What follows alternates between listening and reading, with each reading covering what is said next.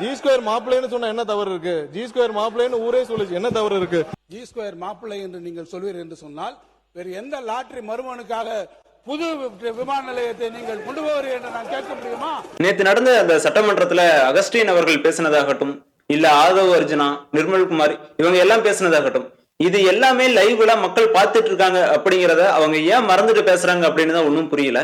ஏன் அப்படின்னா, வீட்டுல எப்படி சண்டை போட்டுக்கிறாங்களோ அதே மாதிரிதான் சட்டமன்றத்திலும் சண்டை போட்டுட்டு இருக்காங்க. அதை மக்கள் லைவ்ல பாத்துக்கிட்டு தான் இருக்காங்க. பரந்தூர் விமான நிலையம் இல்ல எடப்பாடியார் எந்திரிச்சு பேசினதாகட்டும், அதுக்கு அவைத்தலைவர்கள் இது பொது மேடை கிடையாது, பொதுக்கூட்டம் கிடையாதுன்னு சொன்னதாகட்டும், இது எல்லாமே லைவ்ல போயிட்டு தான் இருக்கு, மக்கள் பார்த்துக்கிட்டு தான் இருக்காங்க. அதுக்கும் மேல யார் இங்க தப்பா பேசிட மாட்டாங்க அப்படின்னு வெளியிருந்து காத்துட்டு இருக்கிற ஒவ்வொரு கட்சி தொண்டர்களாகட்டும், இப்ப இவங்க தப்பா பேசுறாங்க அப்படின்னா அதுக்கு ஆப்போசிட் பார்ட்டி இவங்களை பத்தி ரீல்ஸ் போடுறதாகட்டும், இல்ல இவங்க தப்பா பேசுறாங்க அப்படின்னா அதுக்கு ஆப்போசிட் பார்ட்டி இவங்களை பத்தி ரீல்ஸ் போடுறதாகட்டும், இது எல்லாமே வைரலா வேகமா பரவிக்கிட்டு தான் இருக்கு. தெருக்குழாயில சண்டை போடுற மாதிரி நீங்க சட்டமன்றத்துல சண்டை போட்டுட்டு இருக்கிறத இப்ப நம்ம லைவா பாத்துக்கிட்டு தான் இருக்கோம். இங்க மக்களோட பிரச்சனை என்ன அப்படிங்கறத பேசுறதுக்கு வெறும் 10% தான் இருக்காங்களே தவிர மீதி எல்லாமே அவங்களோட சொந்த பிரச்சனை. நீங்க ஜி ஸ்கொயரோட மாப்பிள்ள இல்ல நீங்க லாட்டரியோட மருமகன் அப்படிங்கறத பத்தி தான் பேசிக்கிட்டே இருக்காங்களே தவிர மக்களுக்கு என்ன உண்மையாலுமே வேண்டும் அப்படிங்கறத பத்தி அவங்க சிந்திக்கிறதுக்கு ஆளே இல்லைன்னு தான் என்னால சொல்ல முடியும். எதனால அப்படின்னா, பரந்தூர் விமான நிலையம் இத பத்தி எல்லாத்துக்குமே தெரியும். ஏன்னா இப்ப நடந்த சட்டமன்ற தேர்தலோட முக்கிய ஒரு குற்றச்சாட்டாக இருந்தது பரந்தூர் விமான நிலையம்.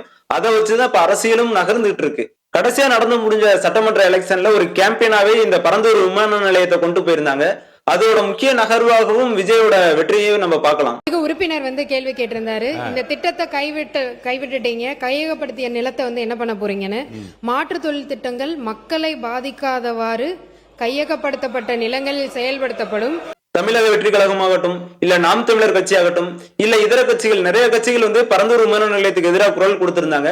இதுல விஜய் அவர்கள் நேரடியா பரந்தூருக்கு போய் பரந்தூர் மக்களுக்காக அங்க குரல் கொடுத்தாரு. இங்க விமான நிலையம் வராது, இங்கே கையகப்படுத்தப்பட்ட நிலங்கள் அனைத்தும் மக்களுக்காகவே கொடுக்கப்படும், விவசாயத்துக்கு தான் முழுமையாக பயன்படுத்தப்படும் அப்படின்னு விஜய் அவர்களும் சொல்லியிருந்தாங்க. ஆனா இங்க தொழில்துறை அமைச்சர் கீர்த்தனா அவர்கள் சொன்ன விஷயம் என்ன அப்படின்னு பார்த்தோம் அப்படின்னா, இங்க பரந்தூர் விமான நிலையம் வராது. சரி, வேற அங்க என்ன வரும் அப்படின்னு அவங்க சொன்னது பார்த்தோம் அப்படின்னா, அங்க மக்களுக்கு பாதிப்பு ஏற்படாத வகையில் தொழிற்சாலைகள் அமைக்கப்படும் அப்படின்னு சொல்லியிருக்காங்க. இங்க நம்ம பரந்தூர்ல விமான நிலையம் வரக்கூடாது அப்படின்னு சொல்றதுக்கு ஒரு முக்கிய காரணம் என்னன்னா, விவசாயம் பாதிக்கப்படக்கூடாது அப்படிங்கிற ஒரு நோக்கத்துலதான் எல்லாருமே பரந்தூர்ல விமான நிலையம் வரக்கூடாதுன்னு சொல்லிட்டு இருக்காங்க. விஜய் அவர்கள் சொன்னது கூட அதுதான், இங்க விமான நிலையம் வரக்கூடாது, விவசாய நிலையங்கள் பாதிக்கப்படக்கூடாது அப்படின்னு தான் சொன்னாங்க. ஆனா இப்ப தொழில்துறை அமைச்சர் கீர்த்தனா அவர்கள் என்ன சொல்றாங்க அப்படின்னா, கையகப்படுத்தப்பட்ட நிலங்கள் கையகப்படுத்தப்பட்டதுதான், அதை திருப்பி கொடுக்கறதுக்கு இங்க சட்டம் கிடையாது அப்படின்னு சொல்லியிருக்காங்க. சரி, இங்க சட்டத்தை யாரு போடுறது? இந்த நிலங்களை வாங்குறதுக்கு இடம் கொடுத்த சட்டம், அந்த நிலங்களை மறுபடியும் விவசாயிகளுக்கு கொடுக்கறதுக்கு சட்டத்துல இடம் இல்லை அப்படிங்கறதுல எந்த ஒரு கருத்தியல் ரீதியாகவும் நம்ம ஏற்றுக்கொள்ள முடியாத ஒரு விஷயம். இங்க ஒவ்வொரு விஷயத்தையும் நம்ம அரசியலாவே பார்க்க கூடாது. மக்களுக்கு என்ன தேவை, மக்களோட சிந்தனைகள் என்ன, மக்களோட நலன்கள் எப்படி கொண்டு போனா அதுக்கு மக்களுக்கு நலன் அளிக்கும் அப்படின்னு தான் பார்க்கணும்.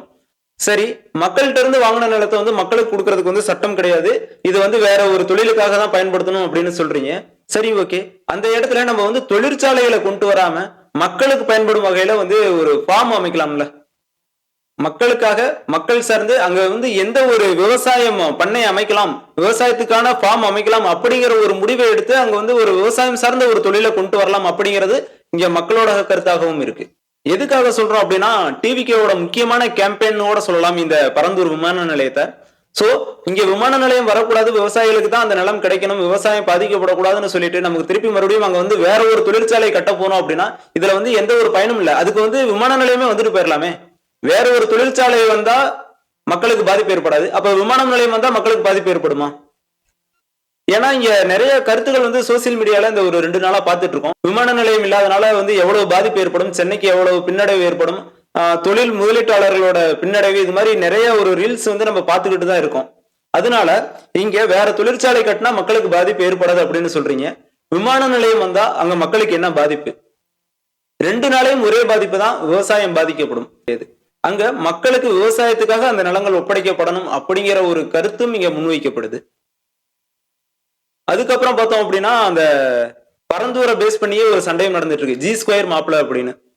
எனக்கு ஒன்னும் புரியல, இங்க ஜி ஸ்கொயர் மாப்பிள்ள இல்ல லாட்டரி மருமகன் 2 பேரும் மாத்தி மாத்தி சண்டை போடுறதுக்காக நம்ம சட்டமன்றத்துக்கு போகல. அங்க மக்களுக்கு என்ன ஒரு முக்கியமான ஒரு கோரிக்கையை கொண்டு போய் சேர்க்கணும், மக்களுக்கு வந்து என்னத்தை நம்மனால அவங்களுக்கு வந்து நலம் வந்து செய்ய முடியும் அப்படிங்கிற ஒரு விஷயத்தை பார்த்து அங்க பேசணும் அப்படிங்கிறதும் மக்களோட கருத்தாக நான் உங்கள்கிட்ட முன்வைக்கிறேன். இந்த பரந்தூர் விமான நிலையம் இதை பத்தின உங்களுடைய கருத்துக்களை மறக்காம கமெண்ட்ல சொல்லுங்க. நல்லதை பகிர்ந்து தாய் தந்த தமிழையும் தமிழ் மண்ணையும் மீட்டெடுப்போம். வாழ்க தமிழ்.